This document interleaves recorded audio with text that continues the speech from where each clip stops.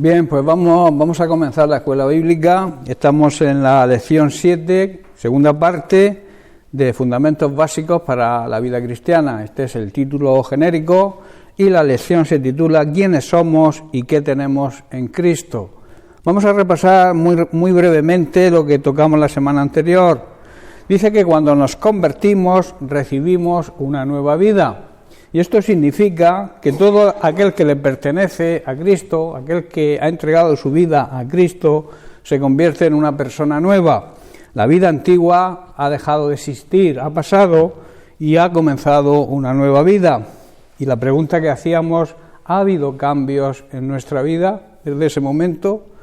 La respuesta es sencilla, si no ha habido cambios es porque realmente no ha habido una nueva transformación, no ha habido un nuevo nacimiento.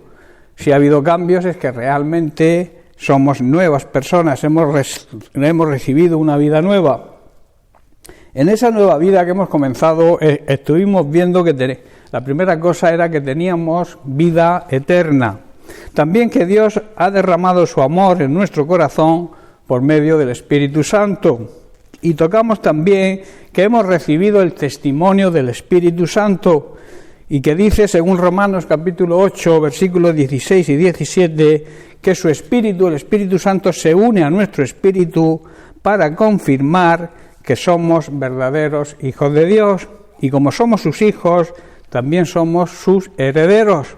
De hecho, somos herederos juntamente con Cristo de la gloria de Dios. Y eso es una tremenda cosa, ¿verdad? Ser herederos de la gloria de Dios, participar de la misma gloria que participa Dios, eso es algo que con nuestra mente humana difícilmente comprendemos.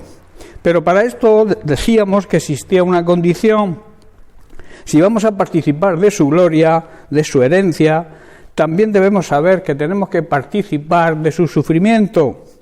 ¿Qué significa ser participantes de su sufrimiento? Brevemente, ya lo explicamos la semana pasada, pero quiero resumirlo. Cuando la palabra de Dios dice que debemos ser participantes del sufrimiento de Cristo, o sea, sufrir por lo que Él hizo, que fue cumplir su misión, traducido a nosotros, trasladado a nosotros, quiere decir que ese sufrimiento es el sufrimiento que se recibe por predicar el mensaje de Cristo, por llevar a cabo la gran comisión. ¿Estáis comprendiendo, no?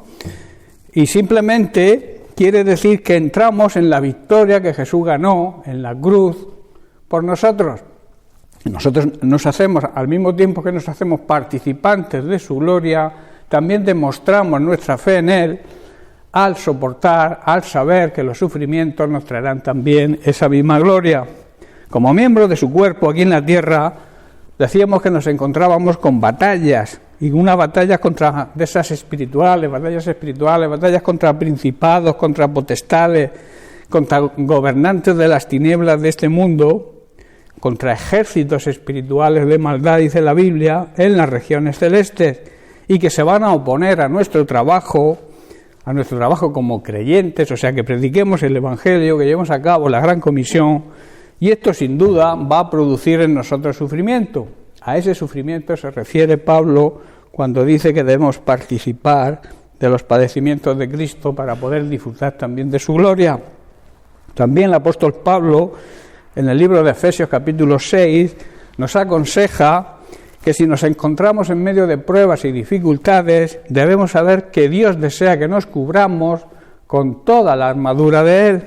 Él nos ha provisto una serie de cosas, la armadura que llama la Biblia, la armadura de Dios, para poder obtener la victoria y vencer todo tipo de amargura o de conflicto o situaciones difíciles que el diablo nos va a presentar, porque ese es su trabajo. Bien, pues vamos a entrar en materia nueva. En esa nueva vida que hemos comenzado, tenemos a nuestra disposición los dones del Espíritu Santo. Sabéis que cuando nos convertimos, el Espíritu Santo viene a hacer morada, viene a vivir en nuestro cuerpo, en nuestra iglesia, somos cuerpo de Cristo que es la iglesia y también en nuestro cuerpo individual. Así lo dice 1 Corintios capítulo 12, versículos 4 al 11. Dice así: ahora bien, hay diversidad de dones, pero el Espíritu es el mismo. También hay diversidad de ministerios, pero el Señor es el mismo. Hay diversidad de operaciones, pero Dios que hace todas las cosas en todos es el mismo. Y dice, pero a cada uno le es dada la manifestación del Espíritu para provecho, porque a este es dada por el Espíritu palabra de sabiduría, a otro palabra de ciencia, según el mismo Espíritu, a otro fe, que aquí significa fidelidad, ser fieles a Dios, por el mismo Espíritu, y a otros dones de sanidades, por ese mismo Espíritu, a otro el hacer milagros, a otro profecía, a otro discernimiento de espíritus, a otros diversos géneros de lenguas, y a otro interpretación de lenguas. Pero dice, todas estas cosas las hace el único y el mismo Espíritu, el Espíritu Santo, y reparte a cada uno en particular como Él quiere. La Biblia dice que debemos desear los mejores dones, ¿verdad? Pero el hecho de desearlos no es que nos los adjudiquemos nosotros, es el Espíritu Santo quien nos da a cada uno, como hemos visto detalladamente, a cada uno un don. Hay distintas clases, dice la Biblia, de dones espirituales, pero el mismo Espíritu es la fuente de todos ellos. ¿Estás comprendiendo? Todos salen del Espíritu Santo. También hay distintas formas de servir al Señor, pero todos servimos al mismo Señor. ¿Estás comprendiendo? Dios trabaja de diferentes maneras en nosotros, pero Él es el mismo Dios. Él es el Dios mismo que hace la obra en cada uno de nosotros. Por eso a cada uno de nosotros nos ha dado un don espiritual para que nos ayudemos mutuamente, no para que nos vanagloriemos o presumamos de que tenemos un don, que a veces lamentablemente es lo que ocurre. Dios nos concede un don porque Él lo quiere así, porque el Espíritu Santo lo determina así, y lo recibimos como para enorgullecernos. Pero la Biblia dice que es para que nos ayudemos mutuamente, para que tu don me sirva a mí y el mío te sirva a ti. ¿Me estáis comprendiendo? Y cada uno acepte el don que le ha concedido al otro, pero para edificación mutua, para el apoyo mutuo, para que nos ayudemos unos a otros con nuestros dones, ¿verdad? A cada uno el Espíritu Santo le da la capacidad también, por ejemplo, a uno le da la capacidad de dar buenos consejos. Hay personas que saben aconsejar, y hay personas así en las iglesias, y hay personas que no aceptan que nadie les dé un buen consejo, ¿verdad? Y luego, ¿qué ocurre? Que le das un buen consejo y se enfadan. Pero la Biblia dice que Dios pone, a través del Espíritu Santo, pone personas sabias que saben aconsejar, les da la capacidad para aconsejar, y debemos aceptarlos.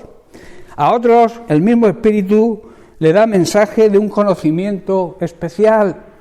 El Espíritu Santo le muestra en un momento determinado que Carmen tiene un problema. No le dice quizá el problema, pero sabe que hay un problema. Entonces, ¿qué hace? Usar ese don para ayudarle. ¿Estáis comprendiendo? No para decir, oye, y aquí soy yo, que yo tengo el don de sanidades, por ejemplo, y ¡pam! No, tú te vas a esa persona, oras por ella, porque el Espíritu Santo te lo ha mostrado, sin vanagloriarte y sabiendo que no eres tú. Es el don que Dios te ha concedido por su misericordia y porque ha querido, ¿verdad? Y lo quiere para que nos ayudemos mutuamente. A otros también el Espíritu le da una gran fe, a otros una gran fidelidad, que son fieles, por muy poco que sea la cosa, son fieles, porque la Biblia dice que si eres fiel en lo poco, en lo mucho te pondré, ¿verdad?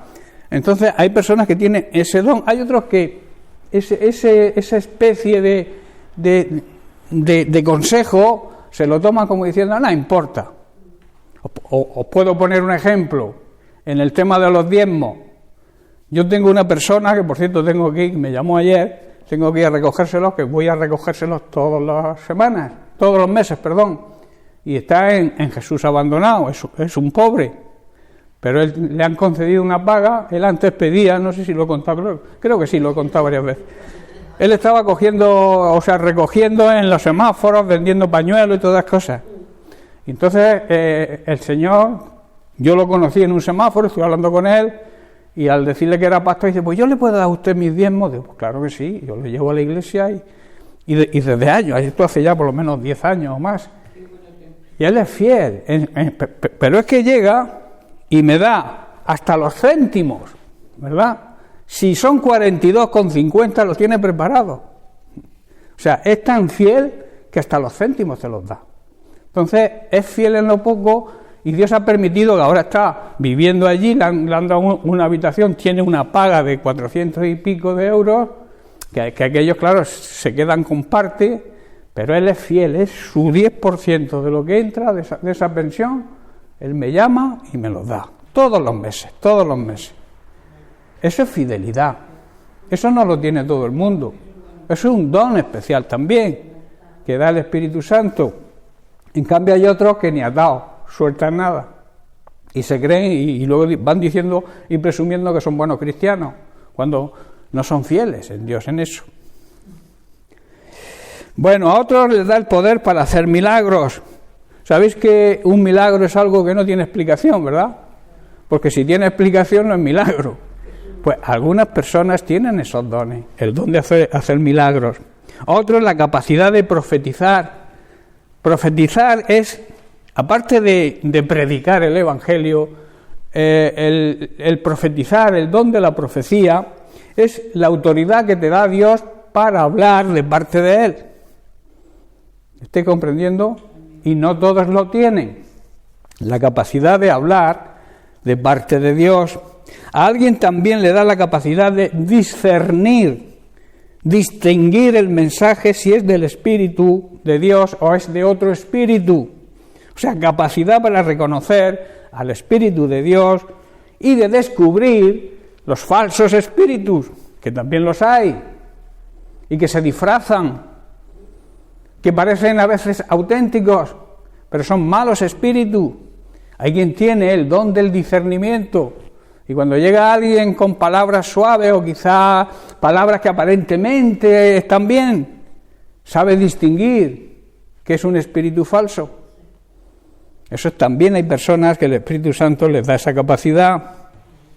A otros les da la capacidad de hablar en otros idiomas, en un lenguaje desconocido, mientras que a otro le da la capacidad de entender e interpretar esas lenguas, ese mensaje. ¿Estáis comprendiendo? A veces la misma persona tienen los dos, el mensaje de hablar en lenguas y también el mensaje de interpretarlas, ¿verdad? Sí, exactamente. Entonces, cuando hay alguien que tiene ese don de hablar de parte de Dios, lo puede hablar en otras lenguas, pero siempre y cuando sepa que está la interpretación, o bien que la tiene esa persona, o por el Espíritu, por ese discernimiento, sabe que existe en la congregación una persona que las va a interpretar. Eso es cómo funciona. Si no es así, es un desorden. Y Dios es un Dios de orden, ¿verdad? También, en esta nueva vida, hemos llegado a ser parte del cuerpo de Cristo. Que eso a veces se repite muchas veces, pero no llegamos a comprender la importancia que eso tiene. Ser parte del cuerpo de Cristo. La Iglesia sabemos que es el cuerpo espiritual de Cristo, el cual Él es la cabeza. Pero, ¿sabéis la importancia y la responsabilidad que tiene ser parte del cuerpo de Cristo? Que la gente nos llame cristianos. Para eso tienes que ser un buen cristiano. Demostrar a Cristo en tu vida. Yo siempre aconsejo, y me lo habréis oído decir muchas veces, si no predicas a Cristo, si no demuestras que eres cristiano con tus hechos, cállate la boca, porque estás haciéndole daño al Evangelio. Porque si predicas algo que es bíblico, pero tú no lo vives, estás pisoteando el nombre de Cristo. Estás dejando mal al cuerpo de Cristo, que es su Iglesia. ¿Estáis comprendiendo? Por eso, cuando nacemos de nuevo, cuando somos una nueva creación, cuando tenemos esa nueva vida, formamos parte del cuerpo de Cristo. Y eso es de gran importancia. En 1 Corintios capítulo 12, Pablo, después de hacer una comparación de los miembros de nuestro cuerpo físico con la Iglesia, el cuerpo de Cristo, y decir que cada uno debe desempeñar la misión que Dios le ha encargado. En un cuerpo físico, el ojo no puede oír, ¿verdad? El ojo no puede pretender oír, porque no es su función. La función del ojo es ver. El oído tampoco puede ver, sino oír.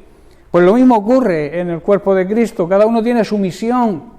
El ojo, como vuelvo a repetir, no puede ser brazo, no puede ser otro miembro del cuerpo. Cada uno debe desempeñar su misión, porque si no, si cada uno hiciera lo que le viniera en gana dentro del cuerpo de Cristo, sería un monstruo, o sea, un cuerpo desordenado por completo, que es lo que les ocurre a los que lamentablemente están locos y están en un manicomio, que sus funciones sus miembros no funcionan perfectamente. ¿Te comprendiendo? Pues dentro de la Iglesia ocurre lo mismo. Cada uno tiene una manera de trabajar. Como hemos dicho, hay diferentes formas de trabajar para el Señor, porque el Espíritu Santo te ha adjudicado una manera, te ha considerado que eres pie o te ha considerado que eres brazo. Entonces desempeña tu misión dentro del cuerpo de Cristo. Entonces dice el versículo 25, para que no haya desavenencia en el cuerpo, sino que los miembros todos se preocupen los unos de los otros, de manera que si un miembro padece, todos los miembros se duelen con él. Si a ti te duele la cabeza, ¿qué hace tu mano?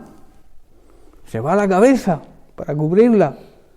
Si tú te haces daño en un brazo, el otro acude en su ayuda, ¿verdad? O sea, pues en la Iglesia debe ocurrir lo mismo. Cuando un miembro se siente mal, cuando un hermano vemos que padece, que sufre, nosotros sufrimos con él e intentamos en la manera de lo posible ayudarle.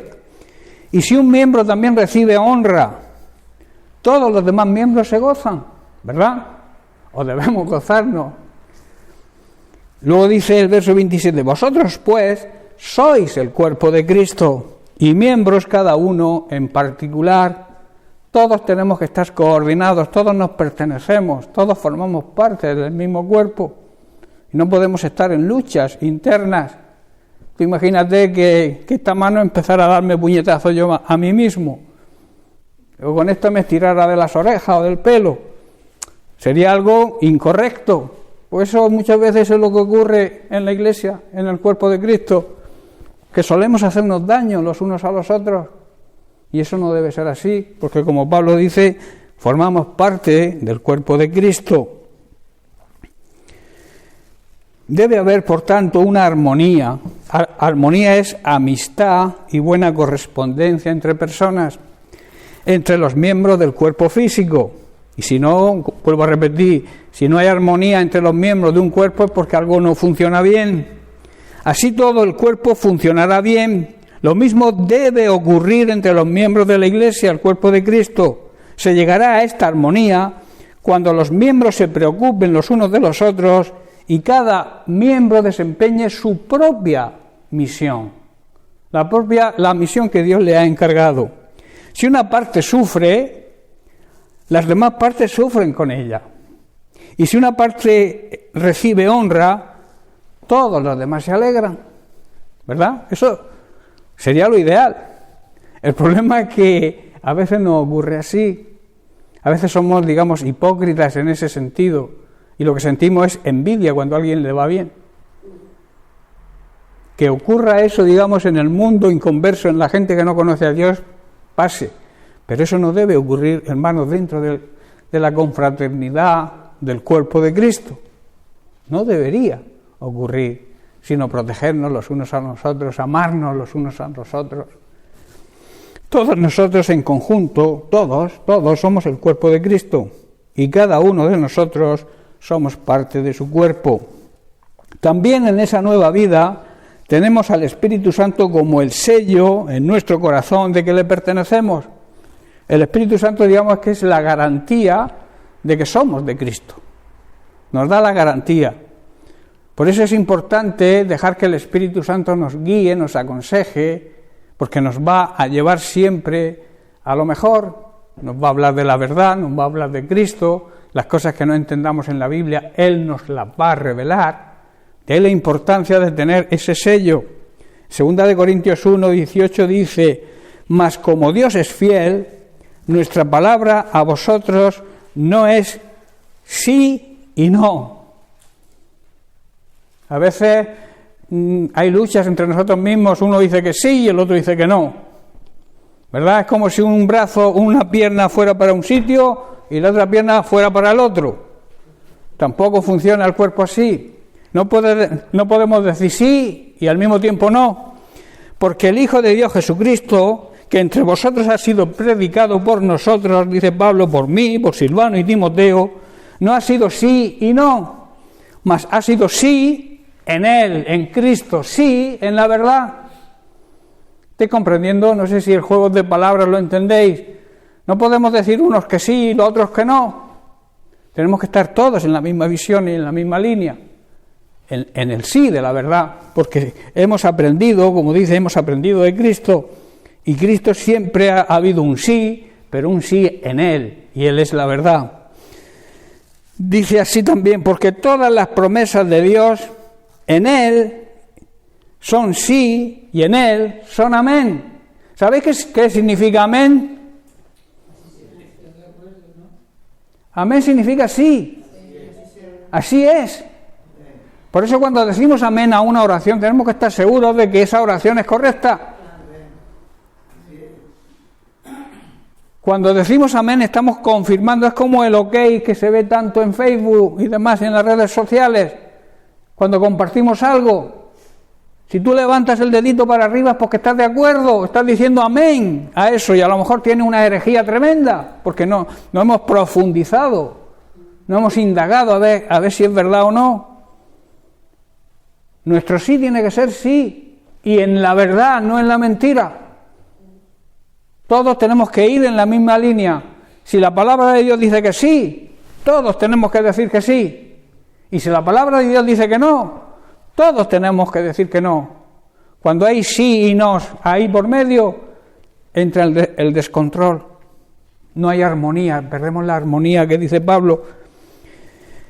Dice también, y el que nos confirma con vosotros en Cristo, y Él nos ungió, y el que nos unge es Dios, el cual también nos ha sellado, nos ha puesto el sello y nos ha dado las arras. Las arras significa la garantía del Espíritu Santo en nuestros corazones. Hermanos, es una certeza, y eso lo sabemos, ¿verdad? Que Dios es fiel. Dios es fiel, lo creemos, ¿verdad? Por tanto, nuestras palabras no deben vacilar nunca entre el sí y el no. Debemos tener la seguridad de la palabra de Dios. Por eso debemos conocer la palabra de Dios, para saber lo que la palabra de Dios dice sobre algunos temas. Y si la palabra de Dios dice que sí, nosotros apoyamos la palabra de Dios porque es la verdad. La palabra de Dios es Jesucristo, el Verbo, hecho un ser humano. Jesucristo es la palabra, es la mente de Dios y por tanto es la verdad. Puesto que Jesucristo, nuestro Señor, no titubea, quiere decir que en la palabra de Dios no hay fallos. Muchos quieren atribuirle fallos y contradicciones, pero la palabra de Dios no se contradice en ningún lugar. Si tú arreglas la Biblia a tu forma y a tu manera, pues sí, puede que encuentres algo que no concuerde, pero analizándola y siguiendo la guía del Espíritu Santo, veremos que la Biblia no se contradice. Lo que dice sí es sí, lo que dice no es no. ¿Estás comprendiendo, hermano? Nuestro Dios al que servimos y predicamos siempre hace lo que dice, siempre cumple sus promesas, su sí y su no son siempre definitivos. No hay opción a que Dios cambie su sí por un no porque a ti te convenga. ¿Estás comprendiendo? Si Dios dice una cosa, la palabra de Dios dice lo que dice, no lo que yo quiero que diga. Si la palabra de Dios dice sí, es sí. Y si la palabra de Dios dice no, es no. Amén. Por eso es importante saber que todas las promesas de Dios se cumplen. Se han cumplido todas las promesas sobre la venida de Cristo, el Mesías. Todo se ha cumplido profetizado 1400 años antes de su nacimiento, y se ha cumplido tal y como se profetizó, porque cuando Dios dice algo lo cumple. Él es fiel, y es fiel 100%. Por eso, como he dicho antes, es importante saber cuándo decimos amén, porque estamos diciendo sí, estoy de acuerdo. No podemos decir el amén a la ligera. Tenemos que estar seguros, sin vacilar, saber que cuando un hermano o alguien ora, es correcto, y por eso le decimos amén. Yo en muchas oraciones muchas veces no digo amén porque veo que no están de acuerdo a la palabra de Dios, porque hay que también discernir. Cuando alguien está orando hay que estar pendiente de lo que se ora. Por eso cuando los músicos, os digo muchas veces que bajéis el tono de la música mientras se ora, es por eso, para poder oír lo que oran otros, para poder decir el amén. ¿Estáis comprendiendo? Es bueno tener pero una musiquita que nos permita escuchar las oraciones de los hermanos. Si la música es mayor que, pues no oímos, no escuchamos. Y aparte algunos hermanos oran tan sumamente flojito que ni sin música los oímos. Pero bueno, pero hay que estar pendientes de la oración para poder decir ese amén y ese creo lo que dices, te apoyo en esa oración, es verdad, necesita esta persona que se ore por ella, o este problema, o esta situación, amén, sí. ¿Estáis comprendiendo, hermanos? Hemos sido también, los que hemos alcanzado esa nueva vida, hemos sido redimidos de la maldición de la ley. La maldición de la ley se resume en 3 cosas: enfermedad, pobreza y muerte espiritual. Y Cristo nos libró de esa maldición.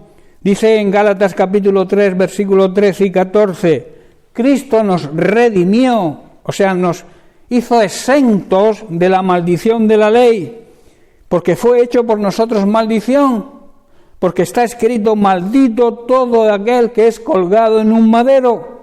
Cristo fue crucificado en una cruz de madera, y por eso esa simbología de que Él cargó con nuestra maldición.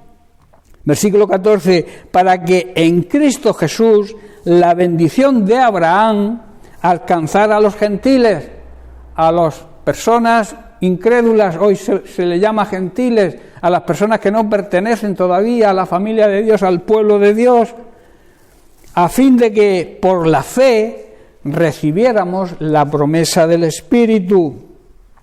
Cristo, hermanos, al morir en una cruz, nos ha rescatado de la maldición de la ley, enfermedad, como he dicho, pobreza y muerte espiritual, la muerte de nuestro espíritu.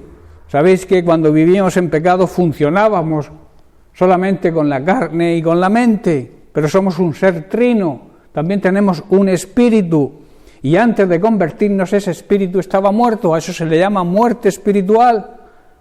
Era una de las claves o de las partes de la maldición de la ley, que dictaba la ley. Pero cuando te conviertes, cuando aceptas por fe el sacrificio de Cristo, lo reconoces como tu Señor y Salvador, Él te da vida. ¿Dónde te da vida? En aquello que estaba muerto, en el Espíritu. ¿Estáis comprendiendo, no? Cuando fue colgado en la cruz, cargó sobre sí esta maldición que merecíamos nosotros por nuestros pecados. Hermanos, mediante Cristo Jesús, Dios nos bendijo a los que no pertenecíamos a su pueblo, a los que no pertenecíamos al pueblo hebreo, al pueblo escogido para su nacimiento, y fuimos bendecidos con la misma bendición que le prometió a Abraham, a fin de que todos los creyentes, todos los que hoy crean, pudieran recibir por medio de la fe también al Espíritu Santo que Dios prometió. ¿Estáis comprendiendo?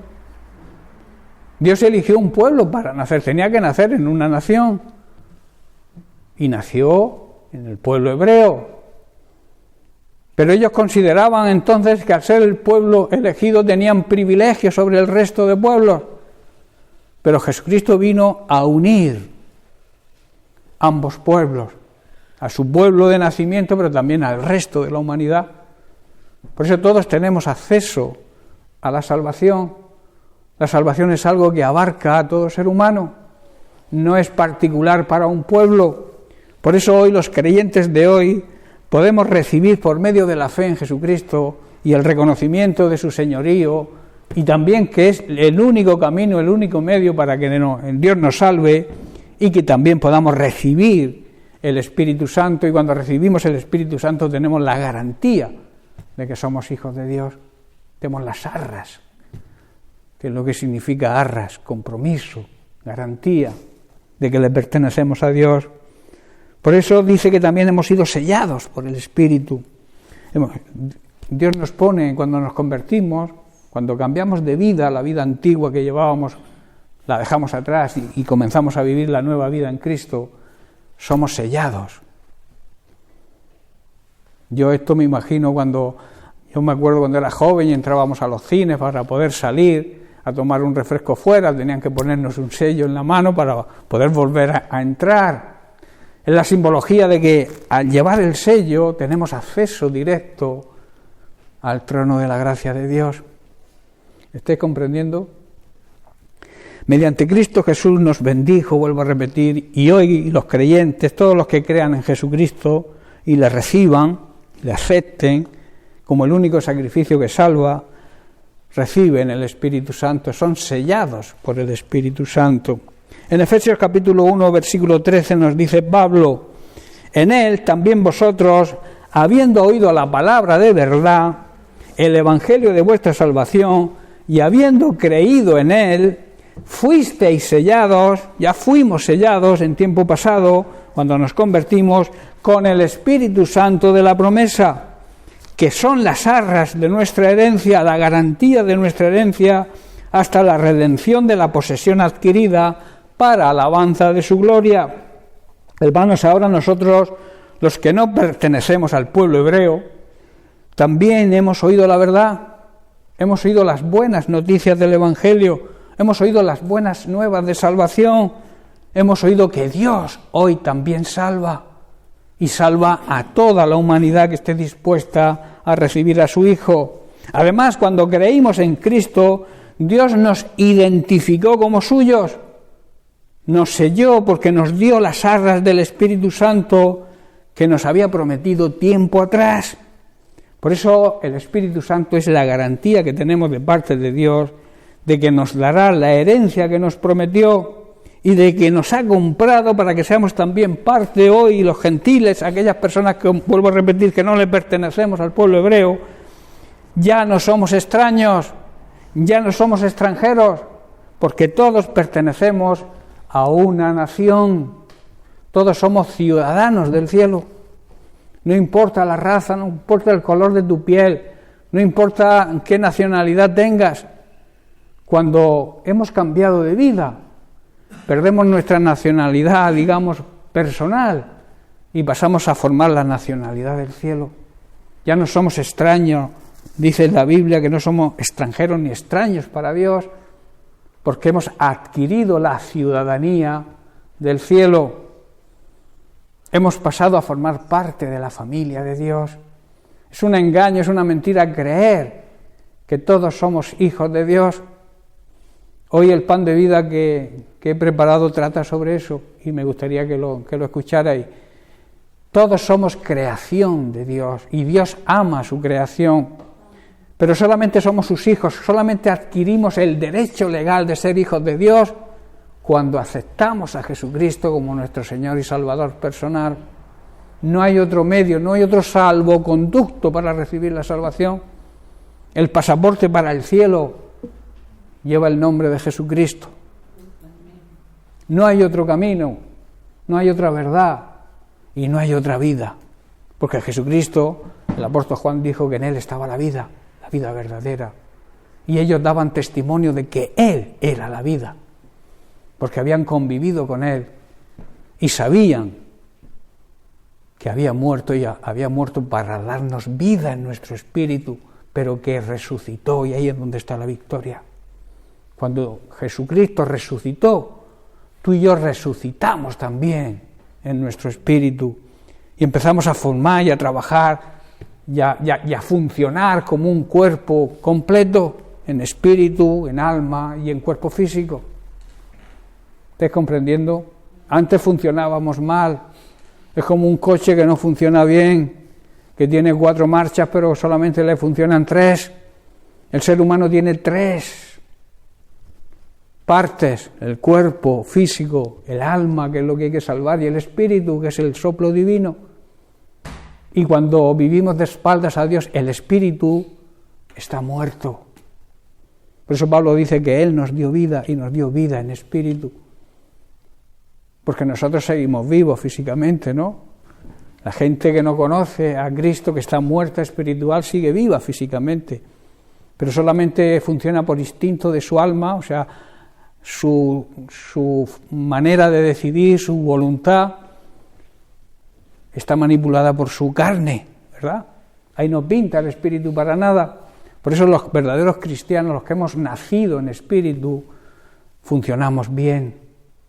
Funcionamos como Dios quiere que funcionemos, con las 3 partes trabajando. El espíritu, vuelvo a repetir, da garantía de que formamos parte de la familia de Dios, y como hijos de Dios somos acreedores a la herencia. ¿Quién hereda? Los hijos, ¿verdad? Pues para poder heredar la bendición de Dios, heredar la vida eterna, necesitamos ser hijos del Padre Celestial. Si no, no podremos tener esa herencia. Y lo peor es que tendremos otra herencia del otro Padre, que es la condenación de nuestra alma. Jesucristo, al morir, nos compró al dueño al que le pertenecíamos antes. ¿Cuál era ese dueño? El mismo diablo. El mundo incrédulo vive siguiendo las directrices del príncipe de este mundo, que es el diablo. Pero Jesucristo vino a deshacer las obras del diablo, ¿verdad? Y a darnos vida espiritualmente. Y así poder tener una relación de padre íntima con un hijo. Esa relación, ese Abba Padre, ese idioma en arameo que significa, era el idioma que se empleaba para tratarse íntimamente, y que Jesús lo hablaba con sus discípulos, señal de querer tener una intimidad con ellos. Papaíto, podemos dirigirnos a Él como un padre, como un hijo se dirige a un padre terrenal, sabiendo que el Padre lo ama. Pues así debemos acercarnos nosotros a Él, con respeto, con reverencia, con honra, con acción de gracias. Como dije el otro día, no podemos arrinconar a Dios, pero sí debemos acercarnos a Él humildemente, como un hijo se acerca a un padre, reconociendo la autoridad del Padre, reconociendo la soberanía de Dios, pero con esa familiaridad que Él quiere tener con nosotros.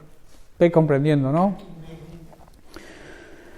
Dios hizo todo esto para que nosotros le diéramos la gloria y la alabanza que se merece. También nos ha vivificado con Cristo.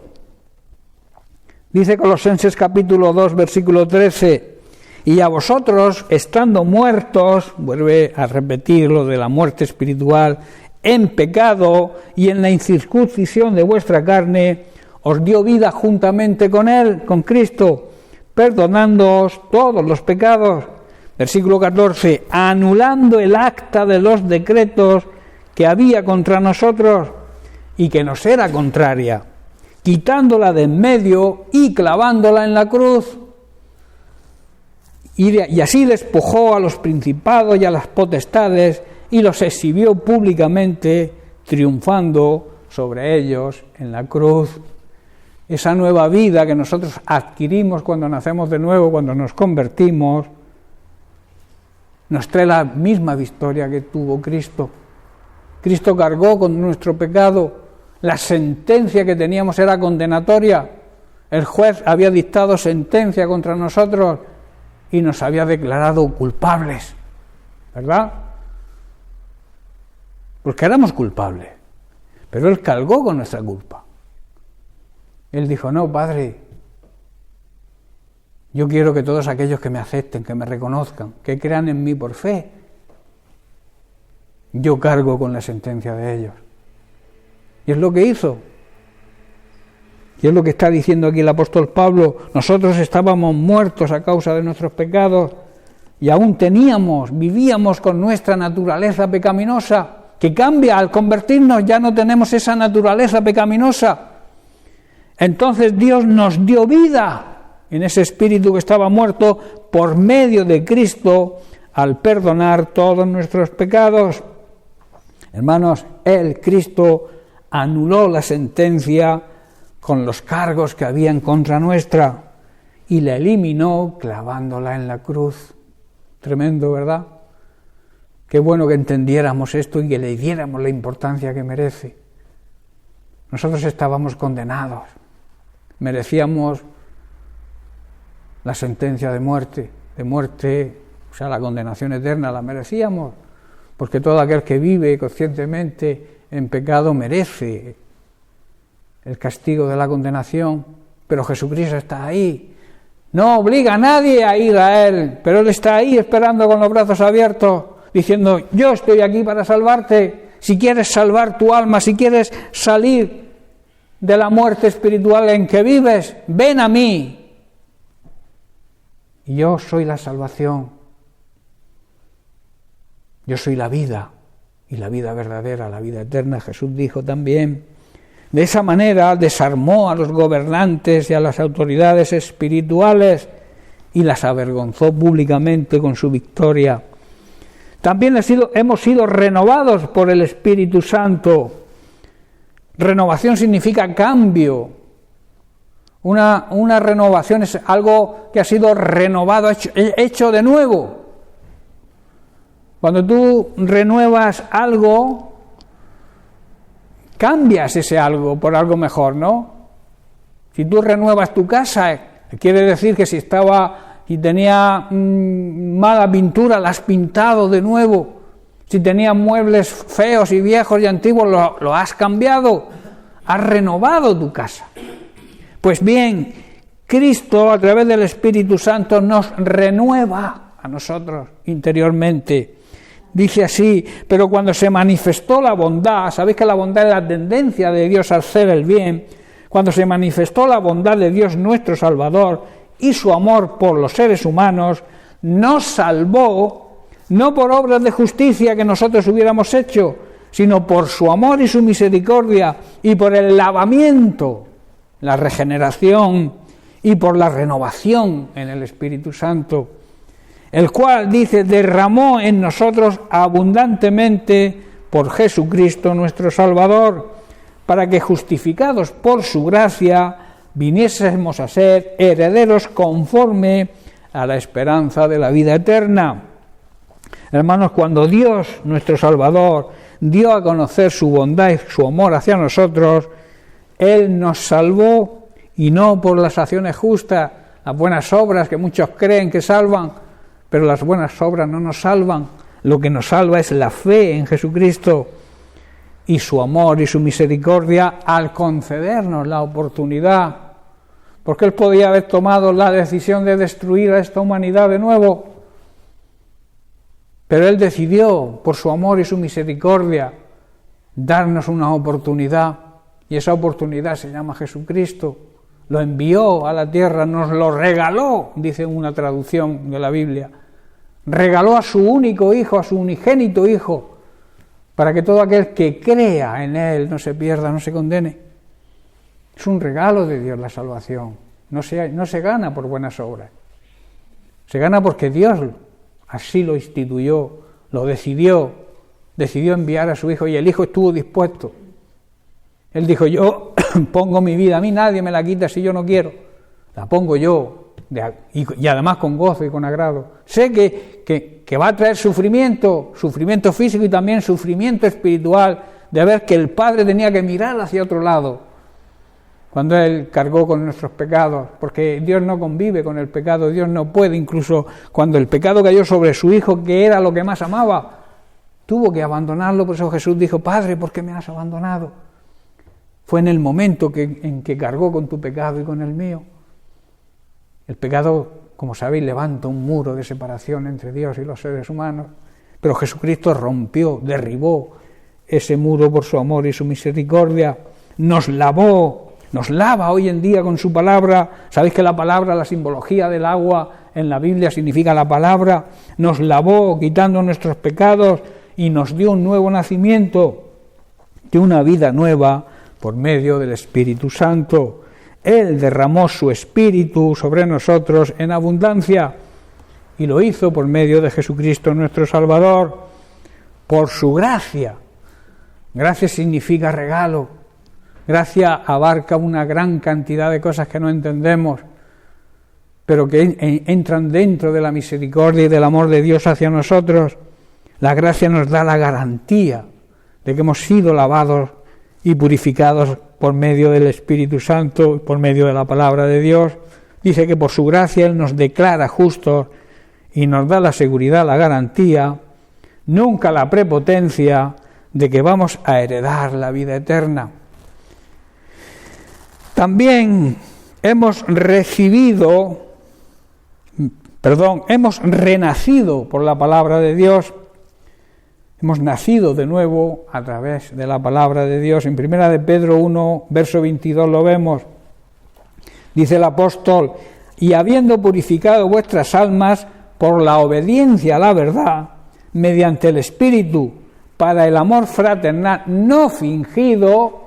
Cuando la Biblia dice que hay amor fraternal no fingido, es porque existe el fingido, aquel que aparentemente ama, pero realmente lo que quiere es, ya me entendéis, el amor tiene que ser sin fingimiento, sin hipocresía. Si tú dices que amas a alguien, que sea de verdad. Cuando tú le des un abrazo a alguien, que sea auténtico. Hay quien abraza y por detrás te clava el cuchillo. Eso existe en el mundo, pero no debería existir en la iglesia, hermanos. El abrazo tiene que ser sincero, el amor tiene que ser sin fingirlo, sin fingir que tú amas a alguien. A veces fingimos con el propósito de conseguir algo de alguien, pero eso no es la táctica de un buen cristiano. Un buen cristiano ama y ama de verdad, no finge. ¿Estáis comprendiendo, hermanos? Porque dice: amaos unos a otros entrañablemente. ¿Sabéis lo que son las entrañas? Lo más profundo que hay en nuestro ser. Y lo que está diciendo es que debemos amarnos desde lo más profundo de nuestro ser. Amarnos de corazón, hermanos. Eso es lo que la palabra de Dios nos dice, un amor sincero, porque hemos sido redimidos, renacidos, no de simiente corruptible, sino de incorruptible, por la palabra de Dios que vive y permanece para siempre. Hermanos, al obedecer la verdad, la palabra de Dios, quedamos limpios de nuestros pecados. Por eso ahora tenemos que amarnos unos a otros como hermanos. Amor fraternal se llama, y debe ser con un amor sincero, profundo, desde lo más íntimo de nuestras entrañas, en lo más interior de nuestro corazón. Hemos nacido de nuevo, hermanos, pero no a una vida que se acabe. La vida física tiene un final, tiene una fecha de caducidad, pero la vida que hemos heredado, la vida que hemos cambiado a través de ese nuevo nacimiento, no es una vida que se va a acabar nunca. Nuestra vida durará para siempre. Esa nueva vida es la vida eterna y dura para siempre, porque proviene de la eterna y viviente palabra de Dios. Como yo suelo decir, la palabra de Dios, la Biblia, las Sagradas Escrituras, ni son nuevas ni son viejas, son eternas. Y esa eternidad también tiene vida. Esa palabra tiene vida y es eficaz, cambia la vida de las personas. La palabra de Dios tiene gran poder, porque es eterna, no va a cambiar nunca. También hemos sido perdonados, hermanos, y limpiados por la sangre de Jesús, el perdón que nos trae el sacrificio de Cristo. Este tema lo vamos a dejar para la semana que viene, puesto que se ha cumplido el tiempo, ya nos hemos sobrepasado el tiempo, y este tema para desarrollarlo necesita bastante tiempo, ¿no? Entonces vamos a dejarlo en este punto, en el punto que dice que hemos sido perdonados y limpiados por la sangre de Cristo. ese poder de limpieza que tiene la sangre de Jesucristo, esa autoridad que tiene sobre el pecado. Amén. Bien, pues lo vamos a dejar aquí, seguiremos la semana que viene. Seáis bendecidos grandemente. Dios es bueno. Amén.